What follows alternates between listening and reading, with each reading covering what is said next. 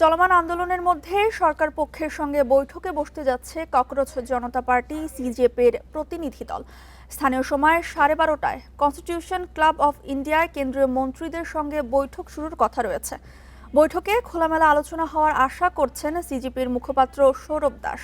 আলোচনায় রাজি হলেও এখনও শিক্ষামন্ত্রী ধর্মেন্দ্র প্রধানের পদত্যাগের দাবিতে অনড় অবস্থানে শিক্ষার্থীরা। সেই সাথে প্রশ্নপত্র ফাঁস হওয়ার ফলে ক্ষতিগ্রস্ত পরিবারদের ক্ষতিপূরণ, বিক্ষোভকারীদের বিরুদ্ধে আনা সব মামলা প্রত্যাখ্যানের দাবি উপস্থাপন করা হবে বলে জানিয়েছেন আরেক মুখপাত্র বৈষ্ণবী গৌর।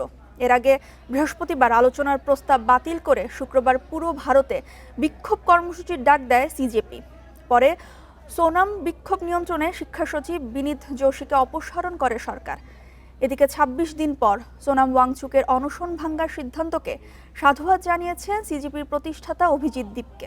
এ সময় শান্তিপূর্ণভাবে কর্মসূচি চলবে বলেও জানান তিনি।